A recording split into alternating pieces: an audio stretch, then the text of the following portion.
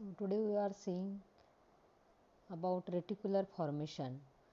So reticular formation is a network of neurons and nerve fibers which occupy midventral portion of brainstem around the central cavity and is exclusive of specific nuclei and tracts.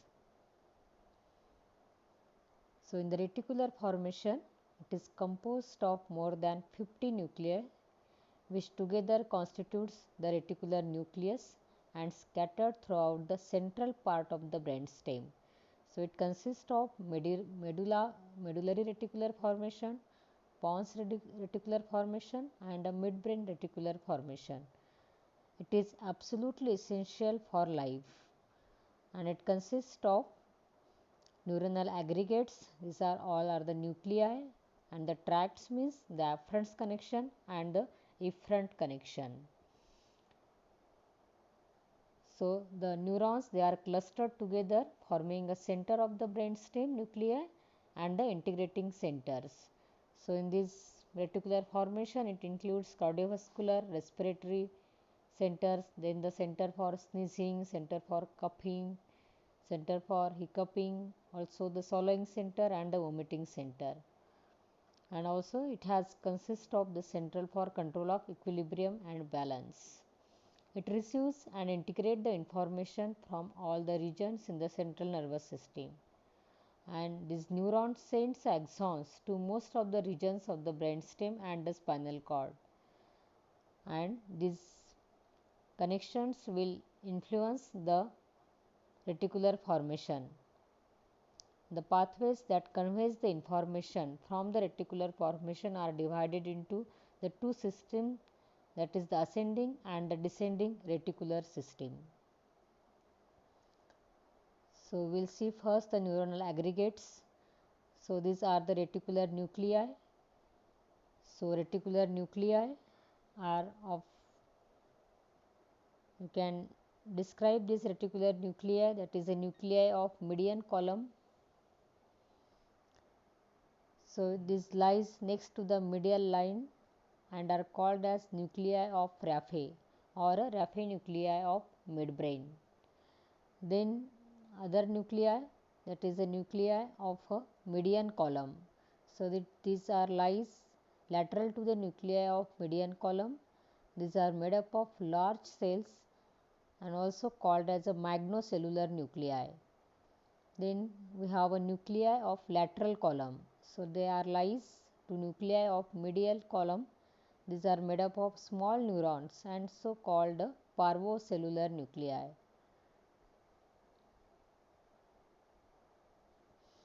Then in the nuclear neuronal aggregates we have a functional neuronal aggregates. So functional neuronal aggregates has been described the cardiac centers, respiratory centers and the vasomotor centers. Also it consists of salivary centers and chemoreceptor neurons. Then we have seen the afferent and the efferent connections are the pathways. So the reticular pathways are divided into ascending reticular system and the descending reticular system. The afferents and the efferent connections of the reticular formation forms these several pathways, and the major important pathways in this reticular system are cortico-reticulospinal pathway, cerebello-reticular connections, then the visceral control pathways and reticular activating system. So these are the important pathways are present in reticular formation. So this cortico-reticulospinal pathways, so afferents of this pathway to the and to the neurons to the reticular formation. So areas of reticular formation which receives the impulses from the cerebral cortex. So cortico-reticular connections means afferents will receive from cerebral cortex.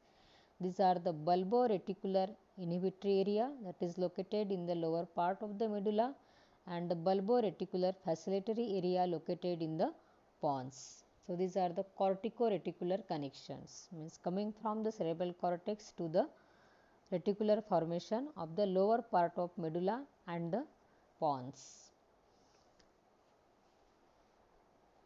Some afferents from the cerebral cortex after relay into the reticular formation proceed to the cerebellum and the basal ganglia.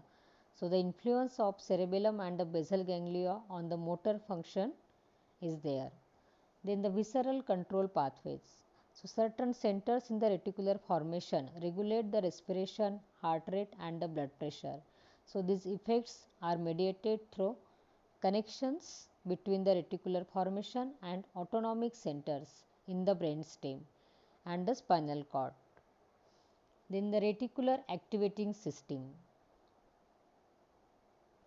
So, reticular activating system known as the ascending reticular activating system or ARAS. So, is a complex polysynaptic pathway that projects diffusely from the brainstem reticular formation to the cerebral cortex. So, it receives afferents collaterals from long somatic sensory pathways, trigeminal pathways, olfactory pathways, auditory pathways, visual and visceral pathways. So, collaterals to the RS funnel from the following sources.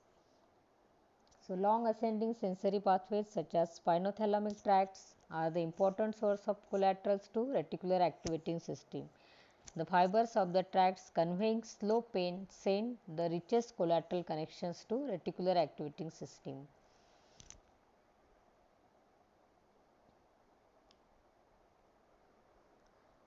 So, this is the pathway for the arousal of alert and state.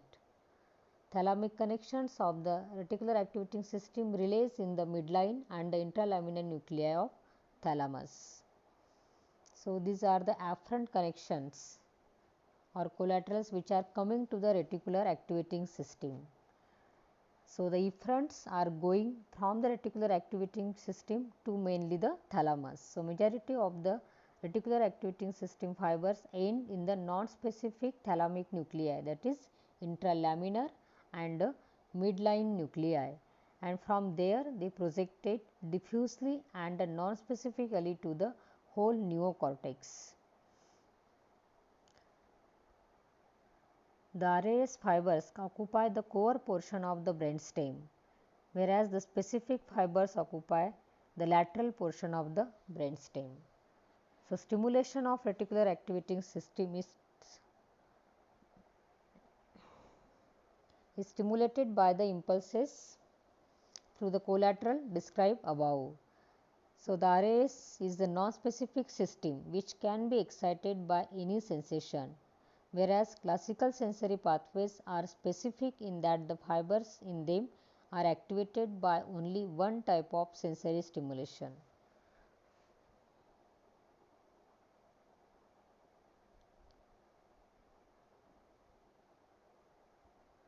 So, you can see in the diagram the reticular activating system, that is in the, this is the reticular formation. It consists of the medullary reticular formation, then the pons reticular formation and the midbrain reticular formation. So, there is a distribution of the afferent collaterals to the ascending reticular activating system in the brainstem. So, mainly the afferents collaterals from the ascending specific sensory system are giving the collaterals to this reticular activating system. So, all these fibers will go to the thalamus, mainly the midline and the intralaminar nuclei, and from here, from the thalamus, it will get projected into the different part of the cerebral cortex and the neocortex. Also, the efferents will go to the sensory specific areas, that is somatosensory area. So, this is the ascending reticular activating system in the brainstem.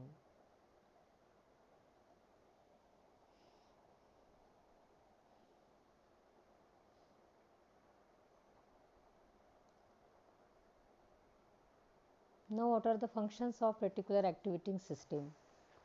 So, it is responsible for maintaining a state of wakefulness and alerts.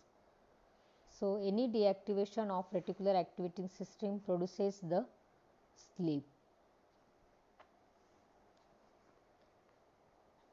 Stimulation of reticular activating system causes a strong desynchronization of the electroencephalogram, and the tumors or destruction of reticular activating system produces the coma or unconsciousness. So, it is responsible for electrical activity of the cerebral cortex.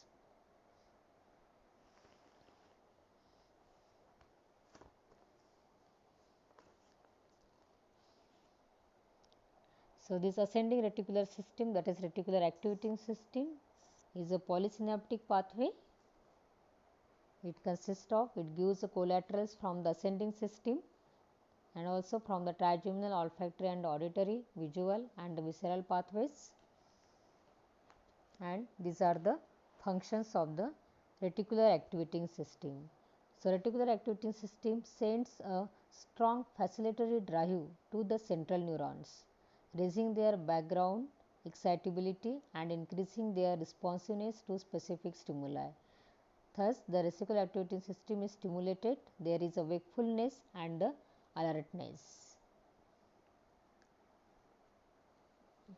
The reticular activating system is also responsible for selective attention and in the sensory inattention. The selective attention and the inattention is due to filtering of a stimuli by noradrenergic neurons of the central reticular core through the centrifugal sensory central pathways. 2. And the second is 1 to habituation of these reticular neurons. So, by these two properties, this reticular activating system is responsible for selective attention and the sensory inattention. The thalamic reticular neurons are capable of intrinsic spontaneous activity at their own rate, that is 18 to 13 impulses per second. In the absence of bombarding drive from the reticular activating system, these neurons face a polysynaptic potential the cortex and thus contribute to the alpha rhythm of the EEG. So, this reticular activating system is responsible for the electrical activity of the cerebral cortex and also responsible for the desynchronization and the electroencephalogram. Now, descending reticular system. So, it comprises the descending inhibitory and the facilitatory reticular projections. So, these reticular fibers that descends to the spinal cord and form a reticulospinal tract. So, they influence the activity in both the efferent and the afferent neurons, and this system is called as descending inhibitory or the facilitatory reticular formation. So, ventromedial part of medulla is the site of bulbar inhibitory reticular formation. The bulbar reticular region is under the influence of inhibitory areas of the cerebral cortex and the caudate nucleus of basal ganglion. The corticospinal inhibitory extrapyramidal pathways projects over this route to the medullary reticulum and they release the projection by the reticulospinal tract.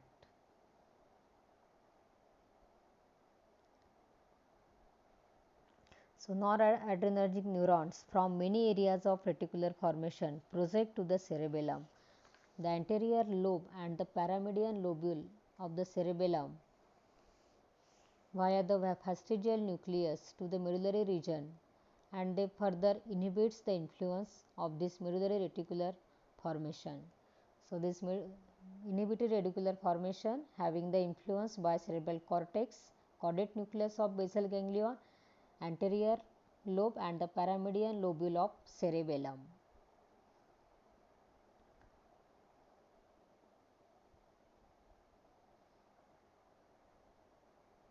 Now, the descending excitatory reticular formation or facilitatory reticular formation.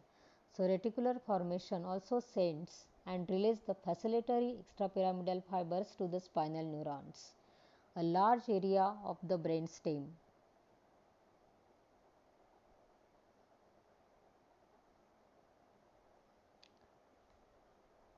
causes the facilitation of cortically and reflexly induced movements.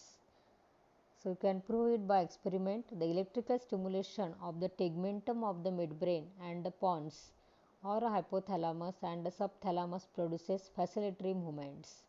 The effects are mediated by the reticulospinal pathway, which in turn the lateral column of the spinal cord. So, vestibular nuclei produce the facilitatory influence on the spinal motor neuron via vestibulospinal tract, which influence the tone of extensor, that is anti-gravity group of muscles. So, in the diagram you can see this is the reticular formation.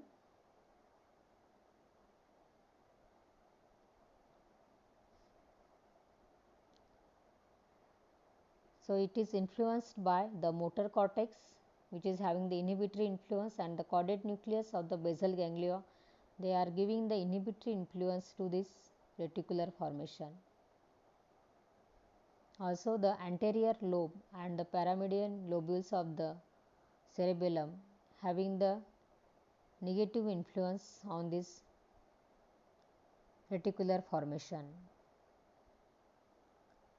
You can see this is the vestibular nuclei. So, this vestibular nuclei is having the facilitatory influence on the reticular formation. So, and this facilitatory and inhibitory influence mainly by the reticulospinal tract, and they finally influence the motor neurons of the spinal cord.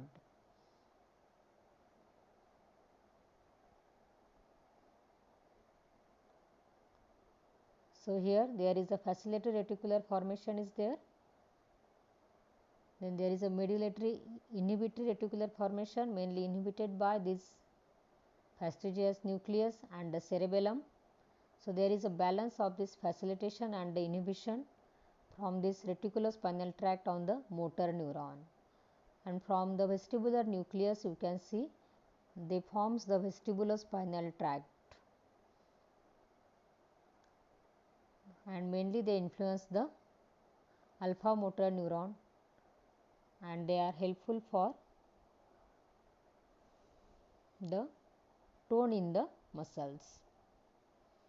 So, this is the higher control of this reticular formation which influence the motor neurons of the spinal cord.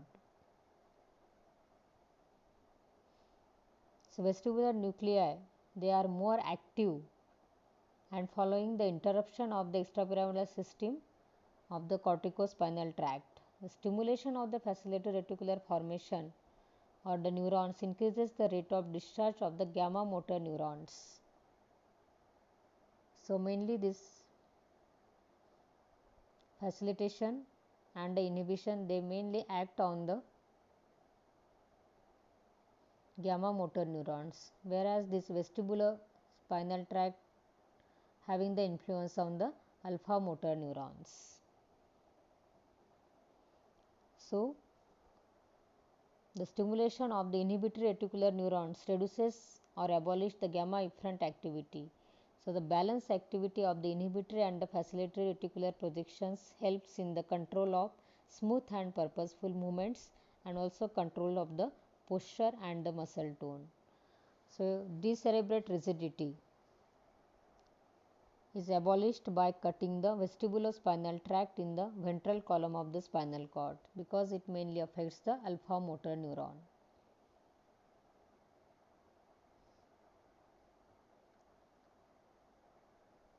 So, the descending facilitatory reticular formation, it is a large area of brainstem causes facilitation of a cortically or a reflexly induced movements. The vestibular nuclei produce facilitatory influence of the spinal neurons via vestibulospinal tract, and they influence the tone of extensor group of muscles, and the stimulation of the facilitatory reticular neurons increase the rate of discharge of gamma motor neurons. So, what are the functions of reticular activating system? So, reticular activating system and the related reticular components are concerned with conscious alert state that makes perception possible. So, major input from the anterolateral system into the midbrain reticular formation, which activate the reticular activating system and maintain the cortex in alert state. Descending fibers inhibit the transmission in sensory pathways in the spinal cord. So, descending fibers are concerned with spasticity and adjustment of stretch reflex that control body movement and the posture. So, as reticular formation consists of various visceral functions and having a different nuclei, that is functional neuronal aggregates. So, via these neuronal aggregates, they are help in the regulation of heart rate, BP and respiration. This reticular formation also contains the cell bodies and the fibers of many of the serotonergic, cholinergic and the noradrenergic and the adrenergic system.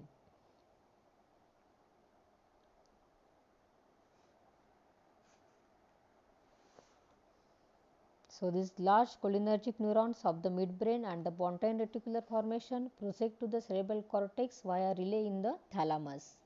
The small adrenergic neurons spread over the entire length of reticular formation and project extensively to the cerebral cortex via relay in the intralaminar nuclei of the thalamus.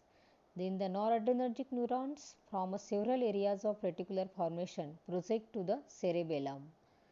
There are also the dopaminergic neurons of the midbrain reticular formation and the substantia nigra. They project to the several basal ganglia. The serotonergic neurons of the raphe nuclei in the lower pontine and the medullary reticular formation project to thalamus and the cerebral cortex and projecting to the hypothalamus and the limbic structures also. So, the serotonergic neurons in the raphe nuclei of medullary reticular formation project to the substantia nigra also of the spinal cord and they control the transmission of pain impulses. So, the all three components ascending, descending and the cerebellar reticular pathways they functions and they help in controlling the muscle activity. So, how this reticular activating system is controlled? So, the neural activity of the central core of the reticular activating system is under the feedback influence of corticofugal impulses to the reticular formation. Facilitatory feedback impulses come from the motor cortex while centrifugal inhibition is from the limbic system. So, lesion of reticular activating system in the experimental animals produces sleep and the coma, and in the human being lesion of reticular activating system mainly due to the tumors causes the prolonged sleep. So, many agents like the sedations, hypnosis or anesthetic drugs, benzodiazepines or barbiturates, they act by preventing synaptic transmission in reticular activating system and they inhibits the reticular activating system. So, what are the functions of this reticular formation? So, you can enumerate these functions like it helps in the sleep wakefulness. So, reticular activating of reticular formation is the neural substrate of the consciousness and the sleep waking cycle. This reticular formation helps in selective attention and the sensory inattention. So, reticular formation through the corticofugal control of the sensory input and is due to the habituation of the reticular neurons. They are help in the selective attention and sensory inattention. The reticular formation is an integral part of neural substrate for conditioning and learning. Also, reticular formation modulates the tone of extensor antigravity muscle.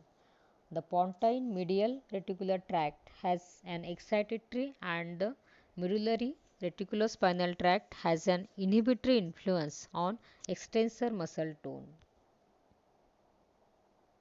It helps in the autonomic functions. The visceral regulating centers are an integral part of reticular formation. The influence of higher neurons over the viscera and the autonomic functions are mediated through the visceral centers in reticular formation. This reticular formation helps in the modulation of pain. So, mainly the serotonergic neurons of the modulatory raphe form a part of endogenous pain relief system. So, by affecting the transmission of pain impulse through the substantia gelatonosa of the spinal cord, these neurons modulate the perception of pain. Also, this reticular formation help in control the neuroendocrine system. So, it is this role is mainly via the hypothalamus. So, these all are the functions of reticular formation.